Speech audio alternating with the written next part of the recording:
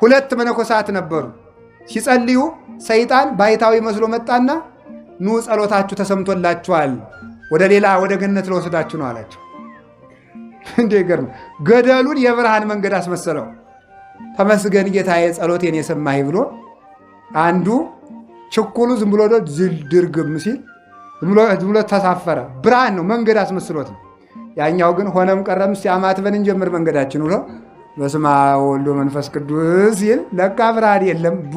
ያኛው ሰጠመ፣ ይሄኛው ዳነ። እንደ ሸክም አትቁጠሩት፣ እንደ ገንዘብ ቁጠሩት። ስርዓተ ቤተ ክርስቲያን ገንዘብ ነው። ሕግ ገንዘብ ነው። አይዟችሁ፣ ሕግ ጠባቂ ነው። ሕግ ምግብ ነው። ሕግ በረከት ነው። ሕግ ዕድሜ ነው። ሕግ የዘላለም ሕይወት ነው። ሕጌን ብትጠብቁት ምን አለ? ይጠብቃችኋል። እሺ ብትሉና ለሕጌ ብትገዙ የምድር በረከት ትበላላችሁ። ሕግ የበረከት ምንጭ ነው። ገንዘብን በከንቱ ሌላው የተሰጠንን ገንዘብ ጥቂት ብቻ ልንገር። ሁለት አይደል ያልኩኝ? አንድ ሕግ በሉ እስቲ፣ ሕግ በሉ። እግዚአብሔር የሰጠን ሌላው ገንዘባችን ምንድን ነው? ድሮ ሰው ሲበድል ምንድን ነው የሚባለው? በሕግ አምላክ። በምን አምላክ ነው የሚባለው? ሕግ። ወደ ገነት ልውሰዳችሁ፣ ወደ አዳም፣ ወደ አባታችን አዳም ከሞት ይጠብቀው የነበረ አንድ ጥሩ ገንዘብ ነበረው። ያ ገንዘብ ተጨማሪ ገንዘብ ነው ከቅድሙ ሌላ። ምን ይባላል? በለስ። እስኪ በለስ በሉ። በለስን አትብላ፣ ስትበላ ምን ትላለህ? አቤት። ስለዚህ አዳም በለስን ቢጠብቃት ምኑ ይጠበቃል? ሕይወቱ ይጠበቃል። እስቲ ሕይወቱ ይጠበቃል በሉ።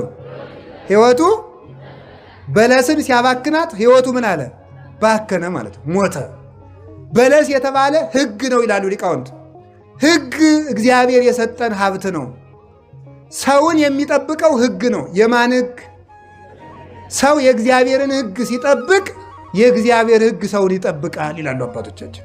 ሰው የእግዚአብሔርን ሕግ መጠበቅ አለበት። አሁን ከዛሬ ጀምሮ የቤት ሥራ ልሰጣችሁ ነው። 10ቱን ትእዛዛት በደብተራችሁ ላይ ጻፉ። 6ቱን ትእዛዛት በደብተራችሁ ላይ ጻፉ። እነዚያን በቀን በቀን እያነበባችሁ ራሳችሁን መዝኑ።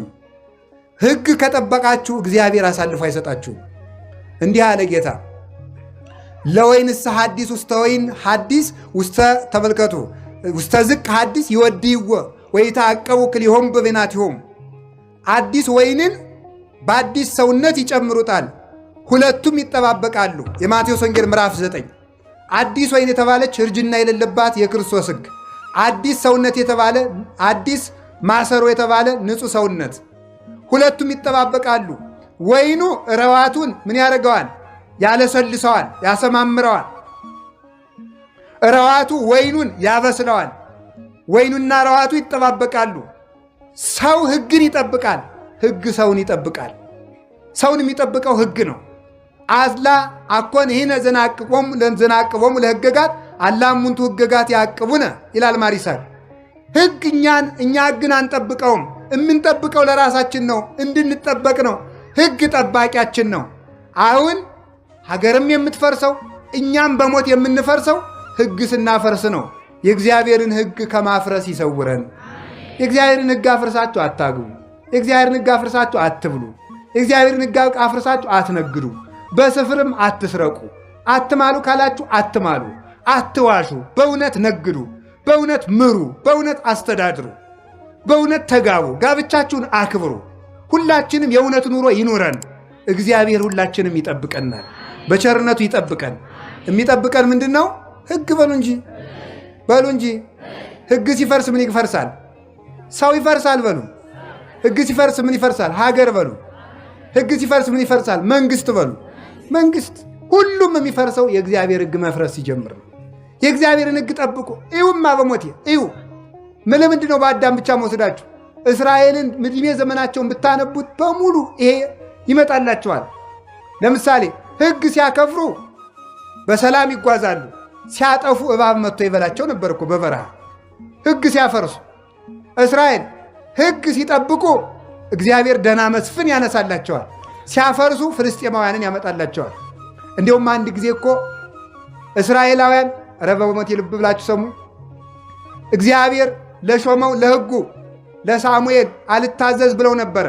ናዖስ አሞናዊ የሚባል ሰው ምን እንዳላቸው ታውቃለች? እስራኤል ኑ ተገዙልኝ አለና እንዲህ ብሎ ብቻም በበቃው የእኔ ዝና እንዲከበር ሁላችሁም የቀኝ ዓይናችሁን እያወጣችሁ ገብሩልኝ አላቸው። አለቀሱ። ሲያለቅሱ እግዚአብሔር ከዚህ በኋላ ሳሙኤል ወደ እግዚአብሔር ሲያመለክት በሳኦል አመካኝነት የእነዚያን በኢያቢስ ዘገለዓድ የተሰማሩትን የእነዚያን ጠላት ናዖስ አሞናዊን አጠፋላቸው። ሕግ ስናፈርስ እንኳን ገንዘብ ዓይን አውጥቶ የሚወስድ ሽፍታ ይመጣል። ሕግ ከጠበቅን ደግሞ የሚነካን የለም። እውነቴን ነው። ነፃ ሰው ማለት የእግዚአብሔርን ቀንበር በላዩ ላይ የተሸከመ ነው። ሰው ከጠላቶቹ ነፃ መውጣት የሚችለው የእግዚአብሔርን የሕግ ቀንበር በላዩ ላይ ሲጭን ነው። ምን አለ መሰላችሁ? በዓለም ላይ ሰዎች ይበጠብጡናል፣ ስጋችን ያውከናል፣ አጋንንትም ያውኩናል። ከነዚህ የሚያሳርፈን ምንድን ነው? ኑን ላሳርፋችሁ አለ። እንዳሳርፋችሁ ምን አድርጉ አለ? ቀንበሬን በላያችሁ ላይ ተሸከሙ። ቀንበር ያለት ማናት? ሕግ ናት። ለእግዚአብሔር መገዛት ለሰው ከመገዛት ያድናል። በሉ ሁላችሁም ለእግዚአብሔር መገዛት በሉ። እሺ፣ ለሰው ከመገዛት።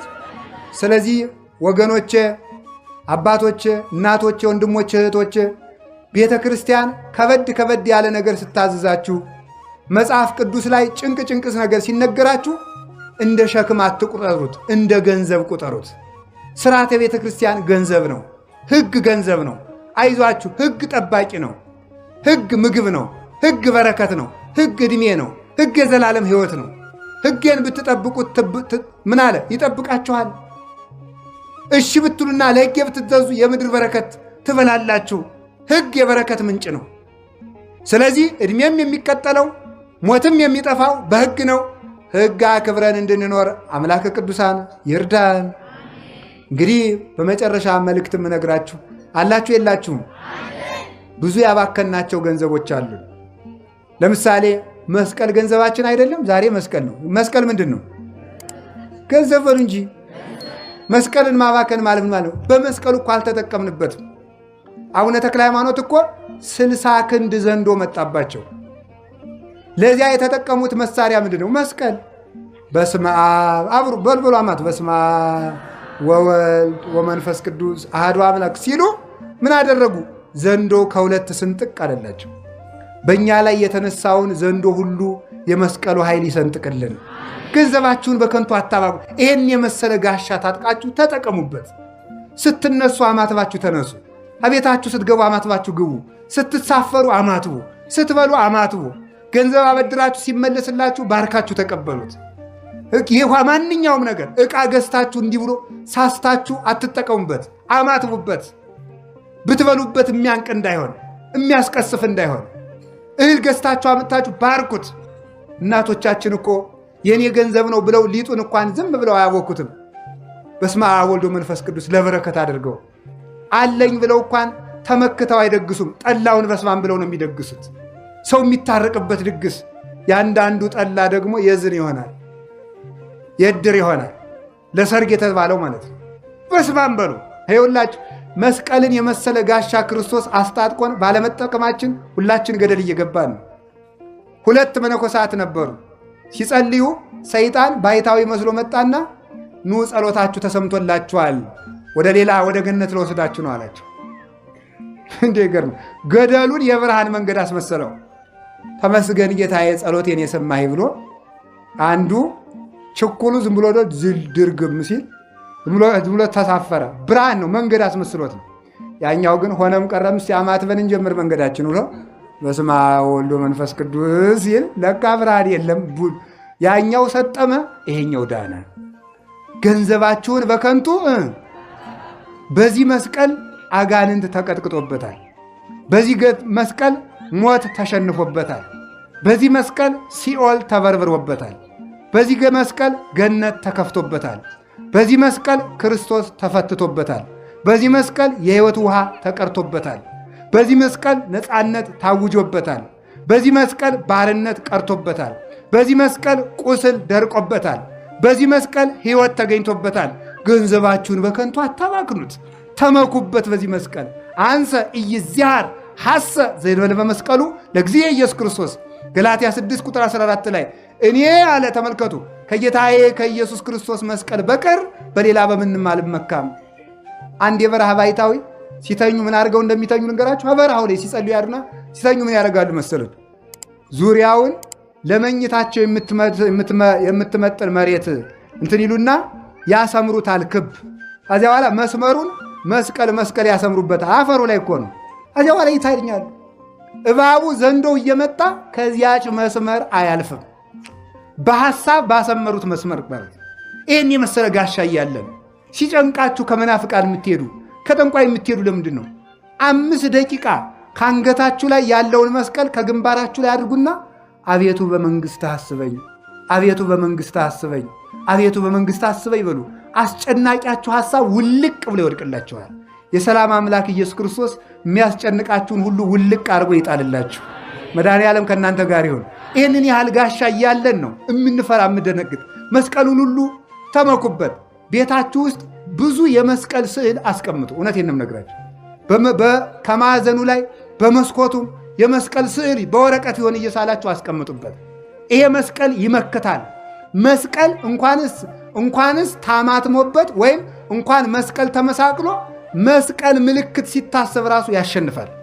ሰው ራሱ እኮ መስቀል ነው። አያችሁ፣ ሰው መስቀል ነው። ስለዚህ ይህንን ገንዘባችን እንድንጠቀምበት አምላከ ቅዱሳን ይርዳን። አምላከ ቅዱሳን ይርዳን። ድንግል ማርያም ገንዘባችን ናት። ክርስቶስም ገንዘባችን ነው። ሃይማኖት ገንዘባችን ነው። ቤተ ክርስቲያን ገንዘባችን ናት። መጻሕፍት ገንዘቦቻችን ናቸው። ኢትዮጵያውያን ደግሞ ብዙ ገንዘብ ሞልቶናል። አይዟችሁ፣ ያለቀውን ገንዘባችን አትዩት። ብዙ ገንዘብ አለን። እመቤቴን ነው የምነግራችሁ። ኢትዮጵያ አንድ ነገር ብቻ ተናግሬ እየጠቀለልኩት ነው። ኢትዮጵያ እግዚአብሔር ድንግል ማርያምን ለዓለም እናት አድርጎ የሰጠ ከመስቀሉ ስር ነው። ለኢትዮጵያ ግን የሰጣት ገና በ2 ዓመቱ እዚህ እኮ ነው። ጣና ቂርቆስ እኮ ነው የሰጠን። ቃል የገባለት ማለት ነው። ኢትዮጵያ ውስጥ መጥቶ በዋልድባ፣ በአክሱም፣ በደብረ ሊባኖስ፣ በጣና ቂርቆስ በዚህ ሁሉ ስትንከራተት በተድባበ ማርያም፣ በመርጡለ ማርያም ስትንከራተት ኢትዮጵያን አደራ አድርጎ ገንዘቡ አድርጎ ሰጥቷታል። ዛሬስ ቢሆን ኢትዮጵያን የሚጠብቃት ሰራዊት ይመስላችኋል? ወላዲት አምላክ ናት። እስከዚህም ያደረሰችን እመቤታችን ናት።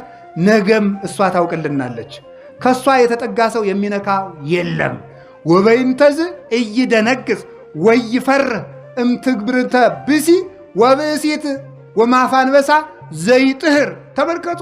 ስለዚህ ድንግል ማርያም አንቺን ምሽግ አንቺን መከታ አድርጌ እጠጋለሁና አልደነግጥም።